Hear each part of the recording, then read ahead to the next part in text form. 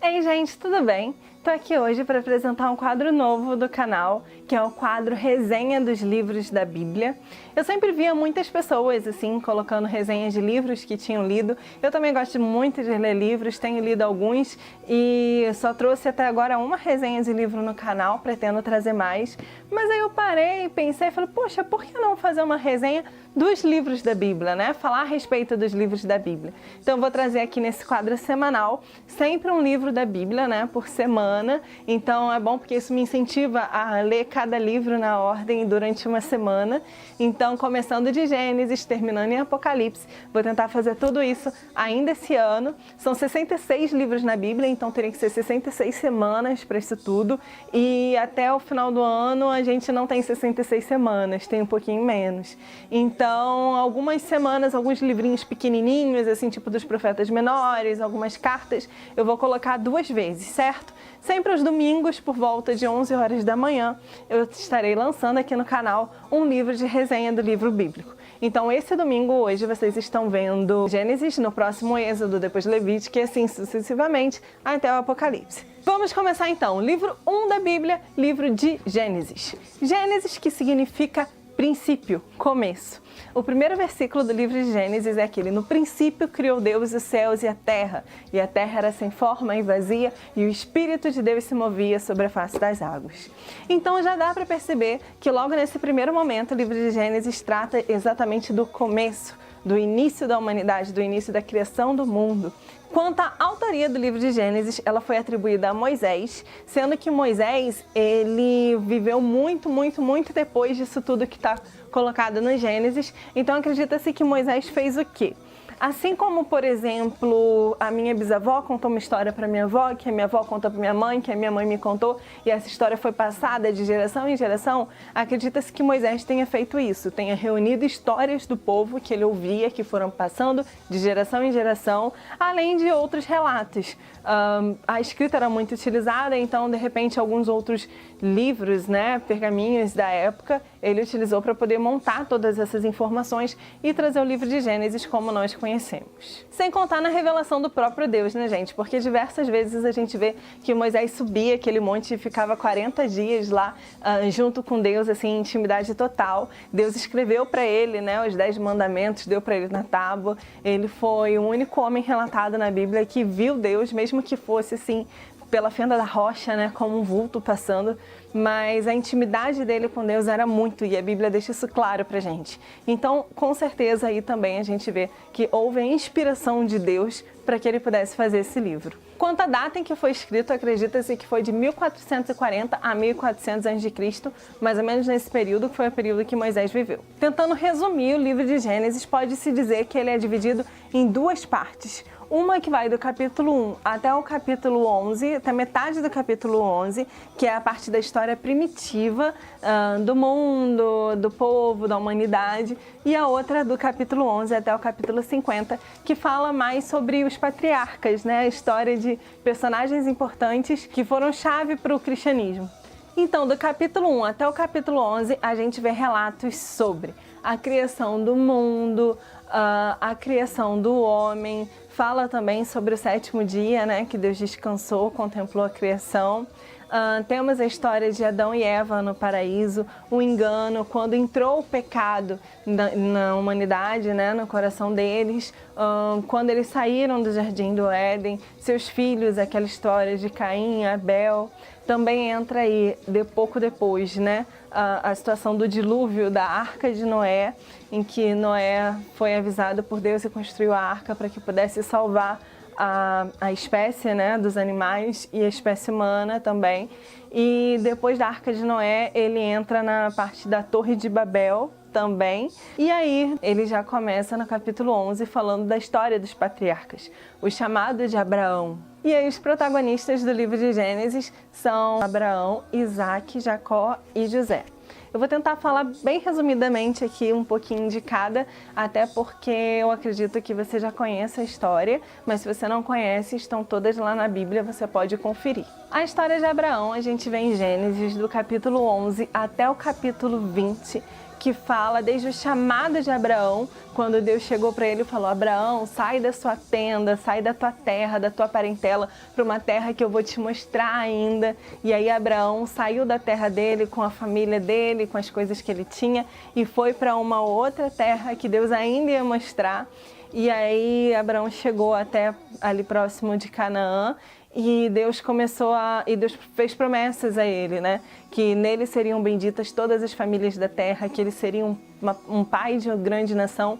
E foi interessante que quando Deus chamou Abraão de pai de uma grande nação, Abraão não tinha filhos. Abraão era casado com Sara, e Sara era estéril, e Sara não tinha filhos, né? Porque era estéril. Deus prometeu a ele que ele seria pai de uma grande nação. Como que ele seria pai de uma grande nação se nem filhos ele tinha, né? E aí a gente vê no desenrolar da história que Abraão teve um filho, Ismael, com Agar, que foi com uma serva de Sara, e depois de alguns anos ele teve um filho que Deus deu mesmo, o filho da promessa, que foi com Sara. Sara concebeu, e Abraão teve esse filho quando ele já tinha 100 anos de idade, e Sara 90, que foi quando nasceu Isaac, que significa riso, né? Ele riu, sorriso, e aí Isaac foi o filho da promessa. Após a morte de Sara, Abraão se casou novamente com uma mulher chamada Quetura, e com ela Abraão teve mais 6 filhos. E é interessante ver que do filho de Sara, Isaac, saiu o povo de Israel, né? Do filho de Agar, que era Ismael, saiu todo o povo, né? A parte da Palestina, que são os ismaelitas. E depois de Quetura, dos descendentes de Quetura, veio o povo midianita. Então de Abraão, nesse caso aí, a gente já vê 3 povos distintos, né? E aí ele virou realmente o pai de uma grande nação. Abraão é chamado de pai da fé. Como eu já havia falado, o filho principal, né, de Abraão, que foi o que ele teve com Sara, sua esposa, a mulher que ele amava, foi Isaac. E Isaac foi um filho obediente a Abraão. Ele casou-se só um pouco mais velho, quando Abraão mandou os servos dele irem buscar uma mulher lá na terra dos pais dele. E aí ele trouxe Rebeca, e Rebeca casou-se com Isaac, e também não podia ter filhos. Rebeca era estéril também, assim como Sara. Mas a Bíblia diz que Deus ouviu a oração de Isaac. Isaac orou, e Deus ouviu a oração de Isaac, e então, a partir daí, a Rebeca engravidou.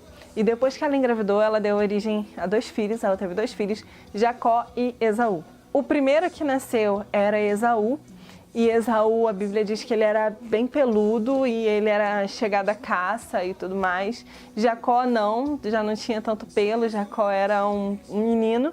E embora os 2 fossem gêmeos, tivessem ali a mesma idade, a primogenitura estava sobre Esaú. Esaú nasceu primeiro, ele veio primeiro. Porém, em um determinado momento da vida deles ali, de Jacó e Esaú, Esaú desprezou a sua primogenitura. Jacó estava preparando um prato, né, uma sopa de lentilha, e aí Esaú chegou e pediu um pouco da sopa dele, e Jacó falou para ele que daria em troca da primogenitura, do direito à primogenitura. E Esaú nem ligou para a primogenitura dele e falou: de que me adianta ser o mais velho? Beleza, você então agora é o primogênito. E aí eles fizeram essa troca, e Jacó passou a ser o primogênito, embora Esaú tenha nascido primeiro. A Bíblia diz que Rebeca, a mãe deles, amava mais a Jacó que a Esaú, enquanto Isaac gostava mais de Esaú do que de Jacó. E aí, quando Isaac já está quase morrendo, Isaac está cego, e ele chama Esaú perto dele e fala: filho, vai lá fora, caça um animal, prepara para mim daquele jeito que eu gosto, e eu vou te abençoar, vou te dar a sua bênção. E aí acontece que Rebeca escuta isso, e ela chama Jacó, fala: Jacó, seu pai vai abençoar seu irmão, mas essa bênção tinha que ser sua e tal. E aí fala para ele ir lá dentro do rebanho deles mesmo, pegar um animal que ela ia preparar como ele gosta. E aí Jacó entrou na presença de Isaac como se fosse Esaú, colocou até a pele do animal em volta dele para poder entrar lá e o pai apalpar ele e achar que era Esaú, porque Esaú era peludo, como eu já tinha falado. E aí, quando acontece, o Isaac acha que era Esaú mesmo e dá a bênção dele para Jacó, a bênção, né, da primogenitura. quando na verdade, né, quem nasceu primeiro foi Esaú, embora o direito, né, a bênção fosse de Jacó, porque Esaú vendeu a primogenitura dele. Enfim, após esse episódio, Jacó fica com medo, acha que tem que fugir da presença dali, né, da família, porque Esaú quer matar ele. E aí Jacó vai embora e ele vai trabalhar na terra de Labão, que era um irmão da mãe dele. E aí ele chega lá na terra de Labão e bota logo os olhos em Raquel, que era uma menina lá, né, que ele gostava, filha de Labão. Apaixonou por ela e falou que queria casar com ela e por isso trabalharia 7 anos de graça, né, não de graça, porque dali a 7 anos ele receberia Raquel como esposa. E aí Labão enrolou Jacó, porque depois de 7 anos ele deu em casamento para ele, não foi Raquel, foi a irmã dela mais velha, né, a Lia. E aí Jacó casou com Lia. E sem saber de nada, né? Tudo escuro, só descobriu no dia seguinte. E aí o Labão falou que era costume da época dar primeiro a filha mais velha para casar, depois a mais nova. E aí passou a semana de núpcias e Labão deu a ele também a Raquel em casamento. E depois que ele deu também Raquel em casamento, ele trabalhou mais 7 anos por Labão. E engraçado ver que Raquel também era estéril, assim como Rebeca, assim como Sara, Raquel não poderia ter filhos. E a Lia, que era a irmã dela, tinha filhos. Então ela tinha filhos, a serva dela tinha filhos, a serva da Raquel também tinha filhos, mas Raquel até então não tinha filhos. Até o momento que Deus ouviu Raquel e deu a ela um filho, que foi José, que é esse que eu vou falar a seguir. Só que, além de José, depois, uns anos depois, ela também teve Benjamim. Só que ela teve umas complicações no parto e ela veio a falecer. E o Benjamim ficou, né, com o pai. Interessante que ao todo os 12 filhos de Jacó são as 12 tribos de Israel.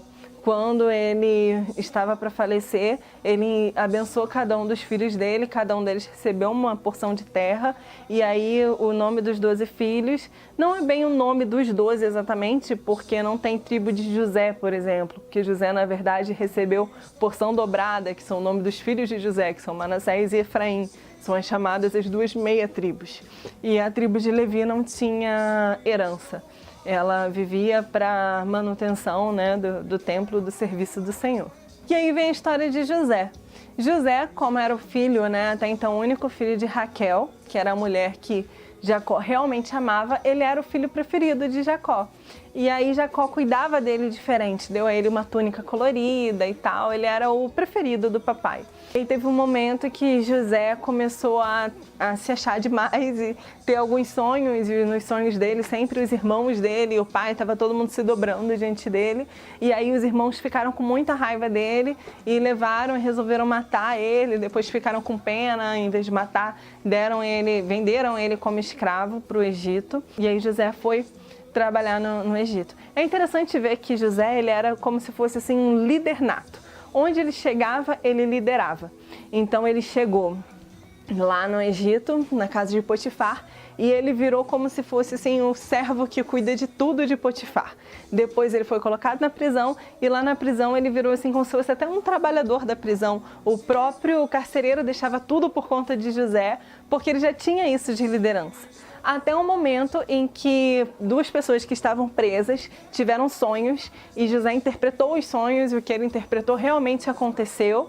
E aí, depois de alguns anos, o faraó teve um sonho e uma das pessoas que estavam na prisão, que teve seu sonho interpretado por José, falou para ele acerca de José e o faraó mandou chamar José e José foi lá, interpretou o sonho de faraó e inclusive deu a solução para o que ele tinha sonhado, pelo que ele sabia que ia acontecer, porque o sonho avisou. Então o faraó colocou José como o governador do Egito. Abaixo de faraó era José que mandava em tudo lá. E aí, durante um período de fome, um período de seca, houve muita escassez de comida e o povo da família de José se viu obrigado a sair do local deles e ir até o Egito para poder pedir comida. E ninguém sabia que José estava lá, e ninguém ia imaginar que José estava lá, ainda mais sendo governador, né, do Egito. E aí a família dele chega até ele para poder pedir comida, ele faz ali um jogo com os irmãos dele, acusam eles de espia. Acho que foi um momento assim que José estava numa crise emocional muito grande, que ele não sabia o que fazer. E foi interessante que depois de todo esse jogo, depois disso tudo, José, assim, ele perdoou os irmãos dele pelo que fizeram por ele, ele entendeu que ele estava ali porque era um propósito de Deus que isso tudo acontecesse.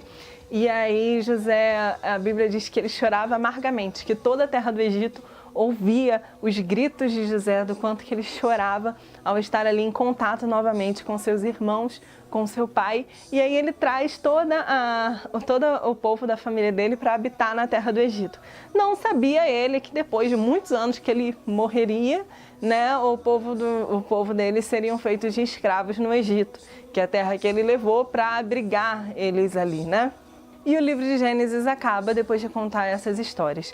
Lógico que tem outras histórias aí no meio, né? Eu tô fazendo aqui um vídeo rapidinho, não tem como contar todas as histórias. Tem a situação de Judá e Tamar, por exemplo. Tem a história de Ló, que era, né, sobrinho de Abraão. E tem várias outras histórias também dentro do livro de Gênesis. É um livro muito legal, assim, ele tem as historinhas dele bem interessantes assim de se ler. Se vocês pegarem uma Bíblia tipo da versão, né, da Nova Linguagem, nos dias de hoje, ou então uma NVI, por exemplo, fica mais interessante ainda porque facilita o entendimento. Os pesos e medidas estão como nós conhecemos e tudo mais, mas vocês são aqueles mais conservadores que gostam da versão original, daquela primeira, né, que a gente conheceu. Então, fiquem à vontade também. É um livro muito gostoso de se ler. Convido você a ler nesse período aí de uma semana, até eu chegar na semana que vem com o livro de Êxodo. Espero vocês aqui. Fique com Deus, que Ele abençoe você e a sua casa. Um beijo. Tchau, tchau.